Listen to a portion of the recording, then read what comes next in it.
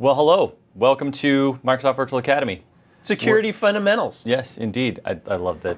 It's good. I like it. We got the Vanna White hand going on already. We've just started nailing it already. See, but that makes me want to make like a sidekick joke, because I always feel like, Vanna White's the one in the background while Pat Sajak's in the limelight.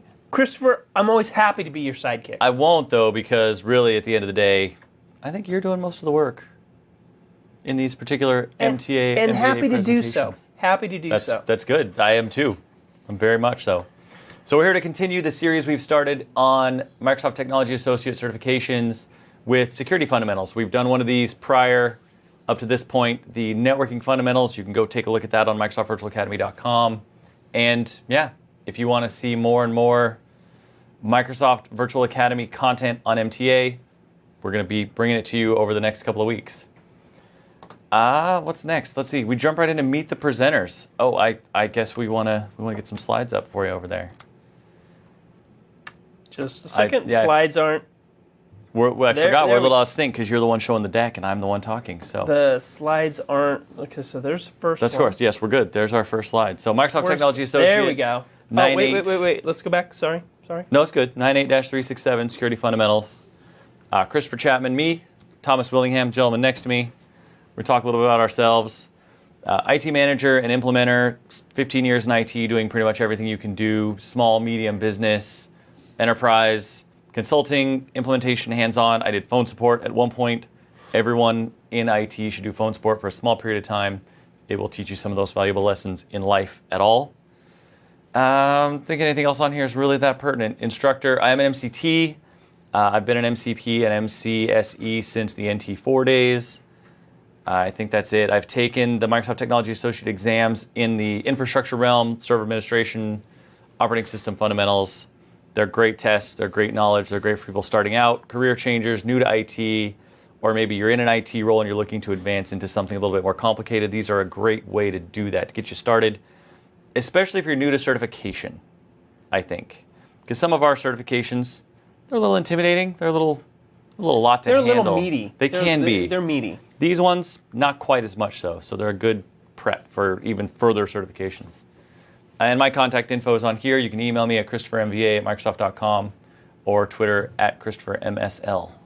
See, now I'm totally okay with spending a little bit more time on your slide. Once again, you have that like glamour shot going on, that artist. Look, I'm an artist.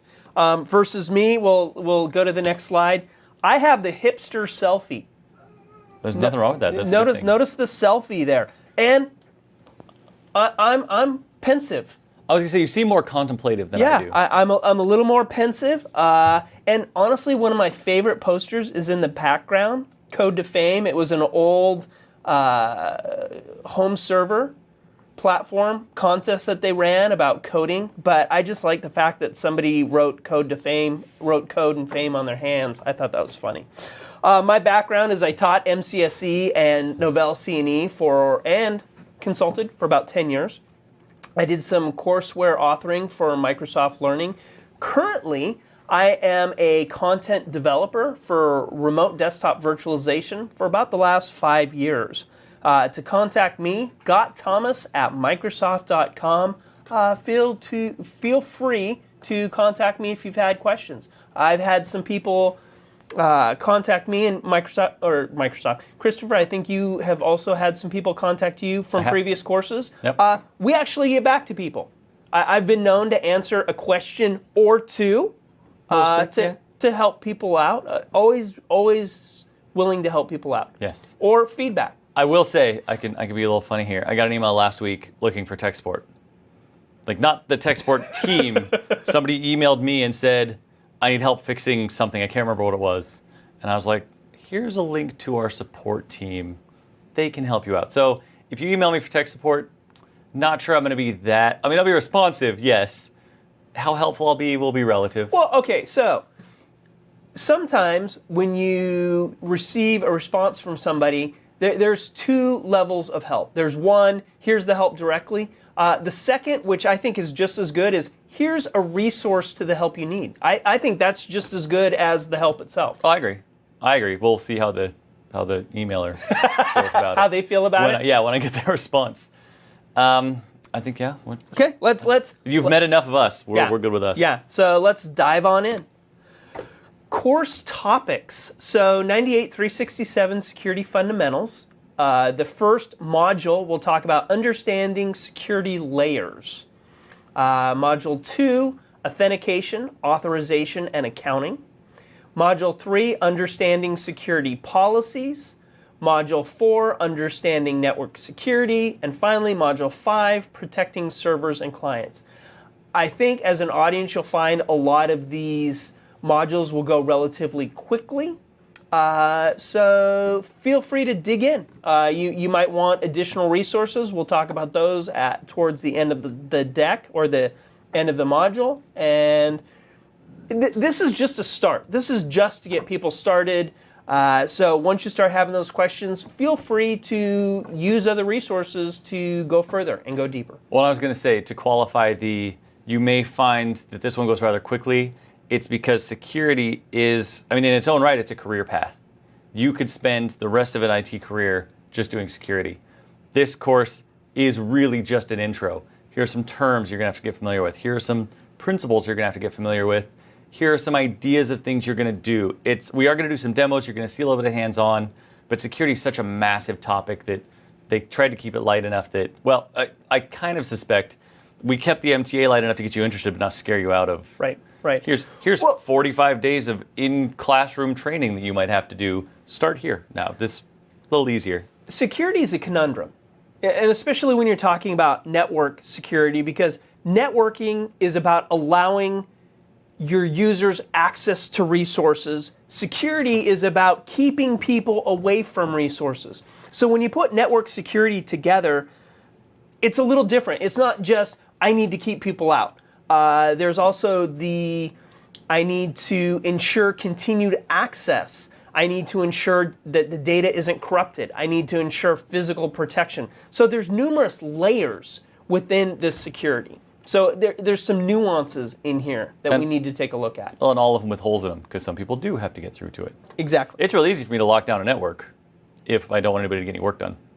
That's simple. Well, so I've heard that the definition of a truly secured network is the network that isn't plugged in. Exactly. It is indeed. Best way to secure your network, just unplug the wire. Just unplug everything. Okay, so let's set expectations. Target audience, IT pro help desk staff interested in moving into network systems administration. Anyone interested in learning more about networking. That should be any network professional at any time. Well, in this one I would say there's a kind of a qualification. You may be already in this case, a network or systems administration role, maybe a junior administration role, and security hasn't been a focus, especially if you work at a larger enterprise where they may have people doing security. You get into larger networks and people have more specific roles. You may be doing something that may even be security-based but not understand bigger security principles because someone else is doing it. So I don't want to say this is only for IT people, or help desk staff, even though it's kind of in there. Again, it's an intro course. So. And there's some prerequisites, supporting material here. Some exams that you could take, Windows Operating Systems Fundamentals, Networking Fundamentals, and the Server Administration Fundamentals. And a note about that, because I put this, when I built this slide, I struggled with this because you're going to see at the end of the modules additional resources and next steps, and these are on there as well. And the reason for that is these 4 MTA courses, the security, the network fundamentals, the operating system fundamentals, and the server fundamentals, are to some degree sort of interchangeable. You could take them in any order you really want to because they're not interdependent. So what order you take them in is up to you. So I put them here as prerequisites, suggested prerequisites and supporting material, and then again at the end as additional resources, depending on which ones you're taking first. If you're taking security first, then these aren't prereqs, they're going to be additional and next steps. If you're taking security last, these may have been your prerequisites. So. But you might find that you get a little bit more out of security by having taken these first. Probably. We were talking about this actually before we started recording today. My preference, I think we kind of all agreed, us and the production staff, networking and OS fundamentals are kind of going to be the starting point. Those first 2 you see on this list, 349 and 366. And then server administration and security are going to be your next 2. Again, I won't go too far into dictating an order, but that's kind of the idea. Okay, so we get to dive in. Yep. Now is the time. So Microsoft Virtual Academy, Module 1, Understanding Security Layers. So security layers, we'll talk about security principles, and we'll talk about physical security. So core security principles. Core security principles include CIA, confidentiality, integrity, and availability. Confidentiality, so keeping the data and resources that you work with private. So the data that you have access to, ensuring that unauthorized users do not have access to it, and that authorized users do have access to it. So there were, this was a while back, there were some court cases that a hacker got onto a network and found or argued that he was welcomed onto the network when he came aboard. So he got a login message, he used someone else's login and someone else's password, but when he accessed the network, he received a login greeting for the network. Hello, welcome to the network. So he argued to the court, well, I was welcomed on the network, so not my fault. Actually, he won. I say, did that work? Yeah, that did work. So what they did, that's why nowadays a lot of the messages that you see are more confidentiality based. Welcome to the network if you're the appropriate user. If you're the appropriate user, continue to access resources. If you're not the appropriate resource or the appropriate person, you should log off at this time. Notice that, I don't remember what the date was, but there was a shift from, because before, network messages used to be very welcoming. Hey, welcome to the network. Come on in. It's great. And then all of a sudden it shifted and it became welcome to the network if you're the appropriate user. So that's confidentiality. Integrity. Ensuring that the data stays intact, is consistent, is accurate, is valid. What do we mean by this? Well, hard drives go bad. Content over the wire gets corrupted. Ensuring that this data integrity stays appropriate. Or hasn't been modified. Modified how? Yeah. Someone changing it. I mean, in all fairness, someone gets into your network. They don't necessarily want to do, well, this would be a way to do damage. They don't want to steal your information. They want to change it in a way you don't know about to impact business elsewhere or later on. Okay. So possibly changing figures, values, whatever, exactly, in a database or something. So yeah, again, that would affect integrity on the network. Yep. Anything that changes your data. And then finally, availability. Describes a resource being accessible to the user.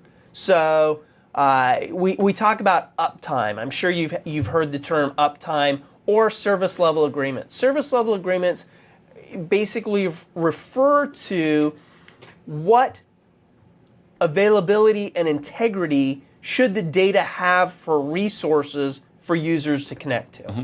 When's it going to be around? How long is it going to be around? Can I expect that it's going to be available a certain percentage of the time? Well, and in this case, in fact, here at Microsoft is a good example. It's a matter of, can I get to it when I need to? If I go on vacation, can I get email? Can I access files? If I have an emergency and I'm in the Caribbean, which would be awesome, and someone calls me and says, hey, it's an emergency at work, we need a document you've been working on, can I get to that document? Can I get that document to them? Another availability concern. And it's funny, again, we talk about how security is kind of contradictory. On this slide, confidentiality and availability don't play well together.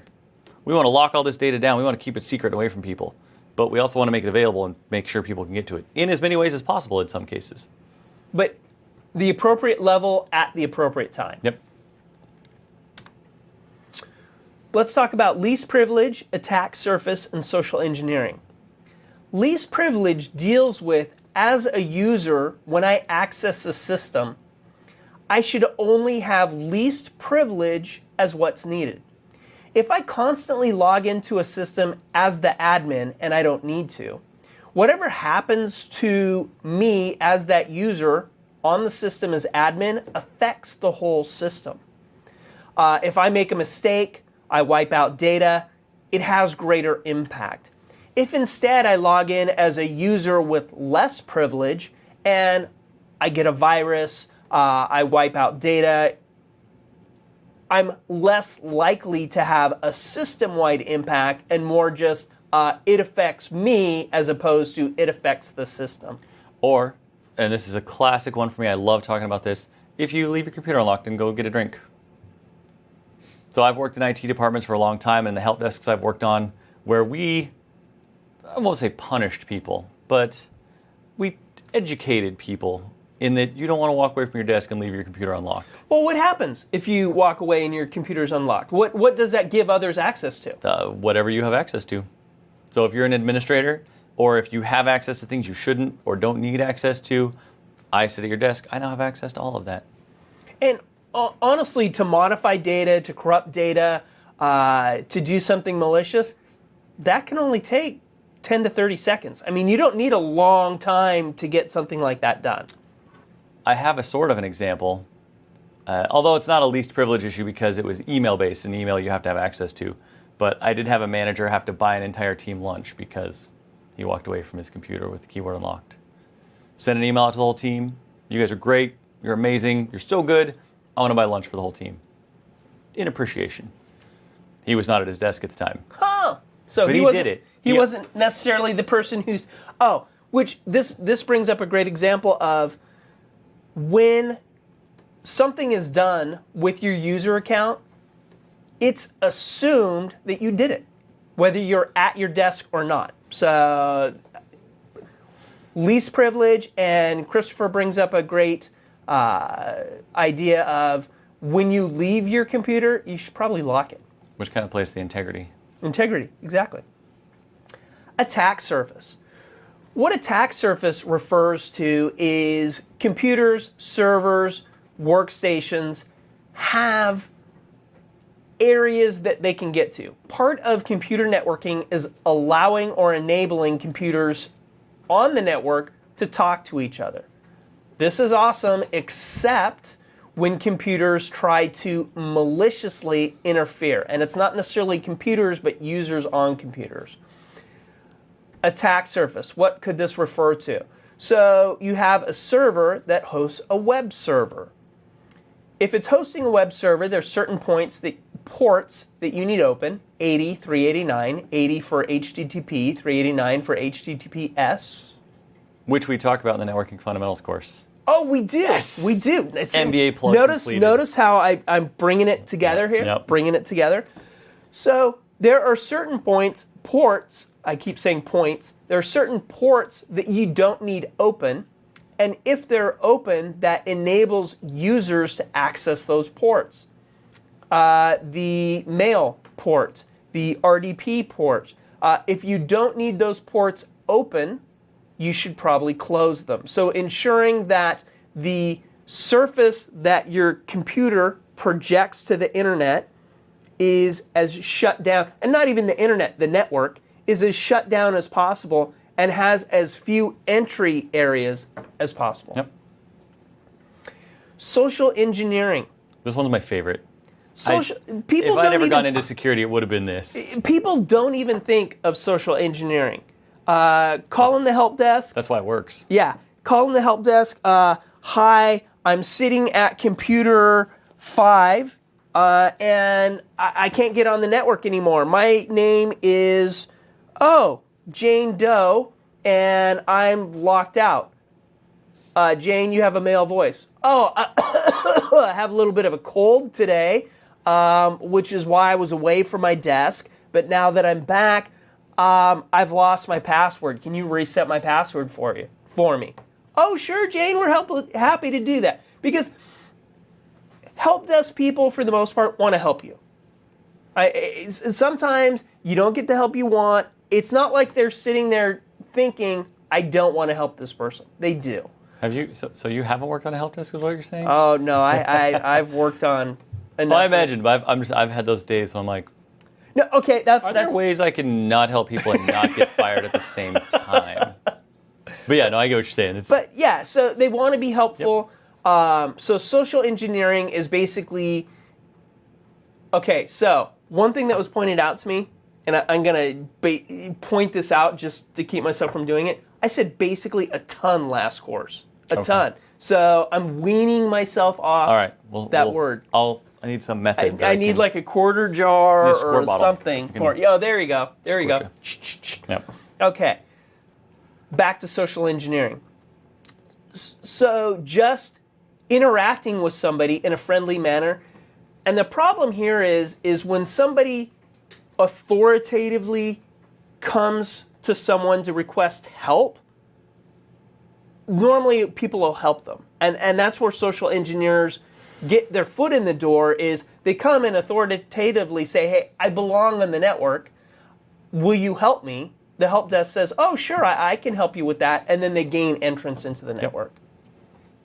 Any other, I would say, do we have examples of any other good, I got to be careful because this is one of those topics we can talk about all day. Social engineering is one of my favorites. Oh, yeah. Passwords on keyboards. You put your password. I actually kind of wish there was one here so I could pick it up and be like, oh, there's one right here. I had a customer years and years ago that it wasn't even a matter of social engineering. He would just write his latest password on the bezel of his monitor. So I didn't have to try and get it somehow. I could just walk in and see it. But yeah, social engineering is, and you'll see this disclaimer a lot nowadays on websites and with a lot of different service companies, asking for your password. Like the email. There we go. Phishing's the best one. An email from PayPal. Everybody may have seen this. Your account's been compromised. We need you to log in right now. Username and password. Click this link. Go to this website. And I'll give them credit. The last couple of years, I've seen some great ones. Oh, they look really good. Really good. Even I am like, I need to check the URL because the rest of this looks completely legitimate. And they're trying to get your password by looking like they are the authority and they need your information because they've been compromised. And it's the examples of social engineering are terrific. I'm trying to think of some of my favorite ones. The classic one, watching someone type their password. Yes. Oh, just walking over the shoulder. Hey, can you look at that document for me? Oh, yeah. Yeah. Tick, tick, tick, tick, tick. Yeah. So I actually keep a password that is, I'll tell some people, kind of my standard password. 9 characters, 5 letters, 1 special, 2 caps, 3 numbers. And they're all randomly arranged. Wait. You're talking about password stuff? We have a password area.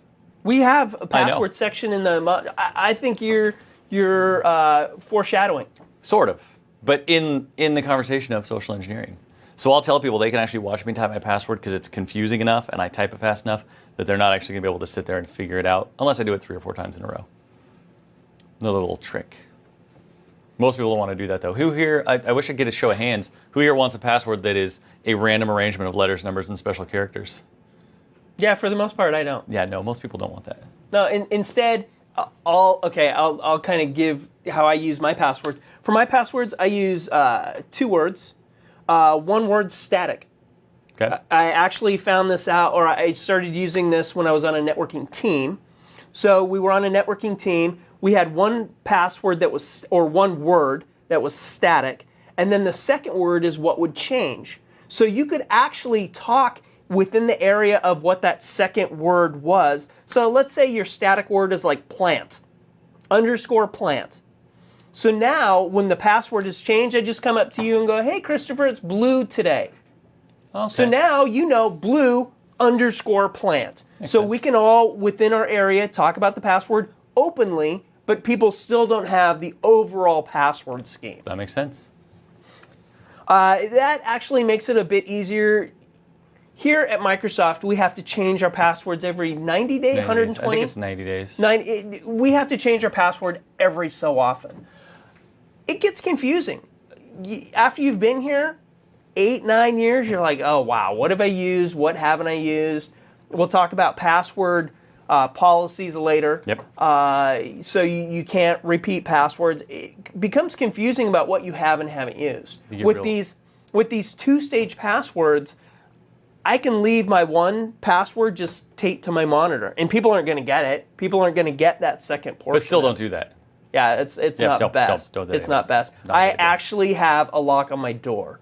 So, which we're going to talk about here. Next, here when we talk about physical security. Beautiful segues. Look at that. See, like professionals. See how we professionally do this? This is what we do.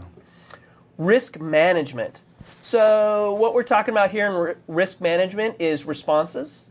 First of all, avoid. Accept. Avoid what? What are we avoiding? Risk. Okay. Avoiding risk. Accept the risk. Mitigate and transfer. One thing that people don't think about is you do not need high-level security to protect pictures of your dog. Not that pictures of your dog or cat aren't important, but do you really need 5-star security for it? No.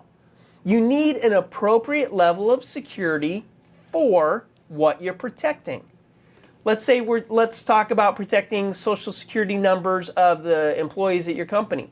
That needs 5-star security. That needs like the utmost. And I'm saying 5 stars out of 5, 5 being the highest, just so we're not confused. It's not a scale of 1 to 100. So 5 stars, highest level of security. So use an appropriate level of security for the data that you're working with. So avoidance. So avoid data risks. Don't leave your password out. If you have your systems in a locked room, don't leave the door open. Accept that there's going to be risks. If somebody really wants your data, it's possible that they can find a way to get it. Again, implementing an appropriate measure for the data on hand. Well, and a good example of that would be the avoidance one. I could kind of segue these together. The avoidance one you talked about, attack surface. If I have a server that's serving web pages, I don't need to open ports 25. I don't need SMTP open. I don't need RDP open 3389. Close those down. That's risk avoidance. I don't need these services. Turn them off. No one's coming in on port 25 if port 25 is closed. Acceptance is I'm putting a web server on the internet. 80 has to be open. That web server has to be online. I can't not have the risk of that server being attacked in some way. So it's a matter of knowing what it is you're doing and what the risks are that go along with that. Putting up a web server has risks. Really, just putting a web server on the internet as is has risks, regardless of any measures you've taken to secure that server or the resources on it individually. You just have to be okay with that or not put up a web server. Well, it comes down to walking down the street on any given day, you could get hit by a bus. You don't wish to get hit by a bus. I don't wish for anyone to get hit by a bus, but we take reasonable precaution. We walk on the sidewalk. We don't jaywalk. You walk at a light. You walk when it says walk. So you take a reasonable level of precaution for what you're doing. Mitigation. Mitigation. What does that mean? To mitigate is to take an appropriate level of action for something that's kind of going sideways. So you see, you used a web server. So we have a web server up. You see that the web server is starting to get maybe a denial of service attack or something of that nature. So you see the system that you've implemented being attacked somehow. You have software that tells you you've been alerted. The oh no's have gone up. Oh no, attack, ah! So now we need to take an appropriate response and mitigate that attack, whatever that may be. Mm-hmm. Makes sense. Transfer. This is my favorite one. Oh, this is a huge security. It's someone else's fault. Let's make them take care of it. But to some degree, and I make a joke out of that because you can, but it's true. I'm going to put my servers in a data center. Let's say I'm going to put my servers in a hosted data center. Or, good example, Azure. I love that we can tie these things together. Isn't that awesome? I spun up an Azure service this weekend. There are risks spinning up a web service on the internet. Secure servers. Can people actually get to the physical hardware? I have no idea. I'm transferring the risk of maintaining the physical servers to Microsoft. I don't want to maintain the boxes for 100 different reasons. Updates, cost, security, high availability. I don't want to do any of that. So I'm taking all the risk of all of those things and I'm transferring it to a hoster, in this case, Microsoft. Well, do you want to be in the data center business? No. No. And I already am. It's terrible. So let somebody else do that. So transfer responsibility to them. Mm-hmm. And then focus on what it is you want to do. Yep. And all the risks go with it. Exactly. And that's one of the benefits of Azure is that we can transfer small, medium, and even large businesses can transfer responsibility, data center responsibility to another company. Yep.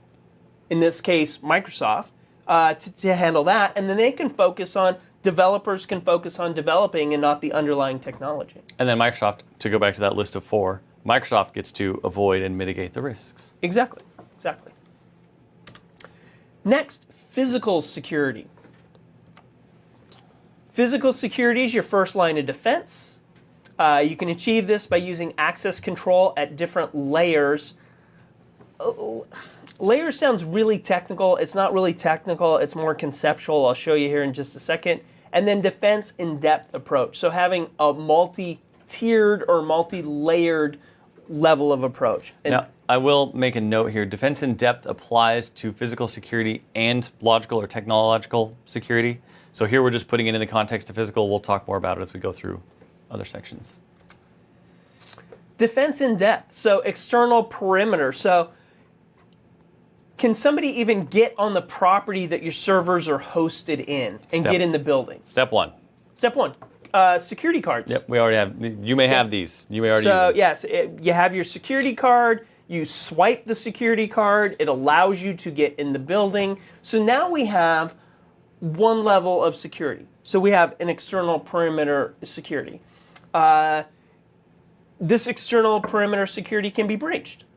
Tailgating. So I've never, ever done that. Ever. You've never forgotten your badge and tailgated in with somebody? I would never tailgate against the rules because I needed to get to my office because I was late to a meeting. Because that would be wrong. It would be. It would be wrong. It's against the rules. Internal perimeter. So once you've gotten into the building, you may have another swipe to get into the room, the physical data room. You had an example of this. You have a lock on your office. I have a lock in my office, exactly. So I swipe to get into my building, then I have additionally a lock on my office that I need to key into. So now once you're in the secure area, how is that secured area? What's in there? Are there cameras? Are there spy infrared lights keeping... Okay, I don't even know why I just thought of this, but the movie with Catherine Zeta-Jones where she's flipping through the infrared lights. I know what movie you're talking about. And Sean Connery. Yep. People in the back, help us. Anybody remember the name? Entrapment, thank you. There you go. The movie's totally fair, but watching Catherine Zeta-Jones crawl through lights, it's not bad. Little laser beams. Little laser beams. Shows flexibility. That's true. I don't know if that's a security risk. Cunning. I'm just noting. I'm not good or bad. I'm just saying that there are people who are able to do some pretty crazy things. That's true. So secure area, and then your servers and racks. So having your servers in racks. Maybe the racks have doors and are locked, so you physically can't get to the server. So you just see that there's these tiers of security that you're working with. Guys with guns, it's possible. I've had customers or clients, especially when I was a trainer, students that worked in secure locations where there's a guy with a gun that makes sure you can't go somewhere you're not supposed to go. It's a pretty decent deterrent, I would imagine. I've never worked in a place where someone with a gun kept me in or out of somewhere, so luckily. Well, again, what is the level of security that you need? Do you have pictures of your pets?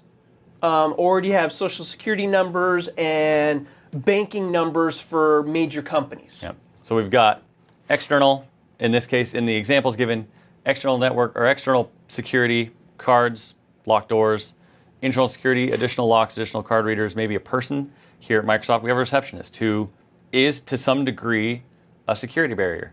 Even if I do get through the open door, and here the doors work differently depending on what building you're in, but even if I'm going to that next door, and I may even have a badge, and that badge may not work. I scan it twice, nothing happens. I scan it again, nothing happens. The person at that front desk is going to say, can I help you? Where are you trying to get? Check to make sure your badge does work if for some reason it's not working. Or you're valid. Check the validity of your authorization. Yep. Maybe you worked here until last week and you're trying to get in the building, and we're pretty quick, I think, about turning off those access. Purposes. Exactly. Nefarious or malicious. Yep. Maybe we're pretty good about turning those accesses off, from what I understand. Haven't had to experience it yet, luckily. External perimeter, we've talked about quite a few of these, secured by using, we've talked about cameras, parking lot lights, and again, we're thinking like the parking lot area external to the building. Maybe there's even a gate. Yep. Military style that you have to get in, get through the raised gate, get in. Oh, it even says gate with guard, gate with access badge reader, guard patrols. Yep. Internal, so once inside the building, locks on exterior or interior doors, cameras, badge readers, guard desks and patrols, smoke detectors. So that's another area of security is environmental security. Smoke, fire, water, all of those can cause damages that you may not think that, oh, well, somebody didn't gain access to my system. But remember, the CIA, confidentiality, availability, and integrity. Water, smoke, electrical interruption, electrical spike, all of those deal with availability and integrity. So interruption, a tidal wave, a flood, a fire, natural disaster of some kind, zombie apocalypse, whatever that may be, Katrina, all of these can create situations to create harm and negatively impact availability and data integrity. Yeah, last one. We missed the last one. I love this one. I just talked about this last week. I was at a conference and we talked about man traps. And there were some people there who don't know what a man trap is. Have you ever been in a man trap? Anybody here? Anybody in the back? A man trap is, you'll see these in data centers pretty frequently.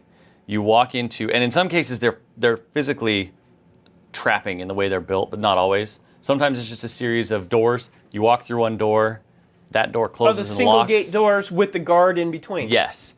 Some of them are a step further. Those are called man traps? Well, those rooms can be considered a man trap because once you're in it, you can't go anywhere without authorization. But they have better ones that are essentially a big cylinder with one door built in that you walk into the door and the room rotates and you're locked in. Like there's not another door to go in or out of. There's just one. So they turn it and you're trapped in that room. That's the ones with the two doors, I can get out. Usually they're panic bar door. I can leave if I want to. These rooms, you walk in, they close it, and you're not going anywhere until someone says you can go somewhere. And I've been in one of those once. A little intimidating. See, now I've been in the single door room where they basically, door here opens, you walk in, it shuts. And locks. And then you have to talk to the security guard that's stationed right here. And then once you've done appropriate ID, appropriate authorization, this door opens and then you can. Yep. That's a man trap. They're awesome. Okay. Turnstiles, a little less exciting. They're just a matter of, anybody who's been on a subway, you've got the little turnstile you come up to that you have to pay before you can go through. We have those here. Some of our buildings have them. Secured areas, so specific portions of the building may have a secure area. Server rooms. Badge readers, keypads, another instance. Biometric technologies, fingerprint scannings, retinal scanners, voice recognition systems. Security doors, so it could be a security door, x-ray scanner, metal detector, again to ensure what you are and aren't taking out of that room. There could be cameras, and then intrusion detection systems, light beam, infrared, microwave, and or ultrasonic. Lasers. Catherine Zeta-Jones climbing through lasers. Flipping through. Yep. There was another one. One of the Ocean's movies. They had a scene like that. Oh, did they? Yep. I think it was the second Ocean's one. movies are good. Like them. Device security, so servers, ensuring that they're physically locked. So if somebody can come in and physically remove a device and take it, then at that point, they can take however long to get in that they want to. You may say, oh, well, my security to get into the system is pretty reasonable, but once they get in, they can't really do anything. Well, you hear about people that yank ATMs from stores. So at that point, they physically remove the device, they take it to another location, and then can take however long they want to get in to what they want to do. Absolutely. Desktop secured to desks, and then mobile devices, docking stations, security cables, safes. I know one thing that you don't see this very often, the desktop security desks and the mobile devices and docking stations with the cables, you don't often see physically secured hardware at the client level, desktops and laptops. So a lot of in this case, the security you're going to mitigate another way. We have this laptop, we could buy some hardware and lock it to the desk, which kind of defeats the purpose of it being a laptop. But mobility, and makes them, you hamper mobility. You do. So instead, you build systems that prevent sensitive data from being on that laptop in the first place. Okay. Make the device mitigation, less of a security risk, and make your access focus more on the access, focus less on the device. Well, there's multiple ways that could be done. You could use some type of hard drive securing encryption technology. So as you boot up, you have to type in a key or a password of something. Do we have one of those? BitLocker or something indeed. of that nature, Yeah, right? we do. Right? So we have BitLocker. As you boot up, you have to type in a key, or if you have TPM, it'll hold it. Yep. So if the drive is removed from that device, it's not going to be usable. We have that. Scanning technologies. Another method that you mentioned is keeping the data off the local system. Yep. You hear periodically, again, part of having a laptop or having a mobile device is mobility. So ensuring that the device is not only encrypted, or if it's not encrypted, that there's no data on the Nothing on device itself, and you're remotely accessing resources and data. So if the device is taken, there's no compromising information on it. And that's something that, as people watching this video may be coming into IT, like I said, new to IT, new to security, one of the biggest pushes in IT right now is bring your own device. We call it People-centric IT. people-centric IT. And under that, there's BYOD, bring Yep. your own device. Which means I have a phone in my pocket that is mine, that I can bring to work or take out of work and maybe do work on. I get my work email on my personal phone. Microsoft has to find a way to mitigate the risks associated with that. There are ways that they can, from their servers, our servers, control certain aspects of my phone. And in some cases, you may have heard of different companies, different technologies. If I connect my phone to a corporate network to get email, if my phone gets lost, they can erase the whole phone. Remote wipe. Yep, they can wipe it, gone, done. So it's a bigger concern nowadays to make sure the device is not the risk, but the device's access to your network is more what you're focused on. So yeah, it just depends. Theft recovery software. So being able to locate your device if it gets stolen, and laptop alarms. So I see this laptop alarm, and I totally flash to Despicable Me 2 with the little minion booking around with the helmet with the flash and all. Wee woo, wee woo, wee woo. I want an alarm like that for anything. I do too. Yeah. The minute something goes wrong, I want a little minion booking by, wearing the helmet, flashing with the wee woo, wee woo. That would make IT work exponentially more exciting. We have some good ideas here. Yeah, we do. They just need to get implemented. I wonder. Yeah, we'll have to make some calls. We have a research department. We'll have to find some email addresses.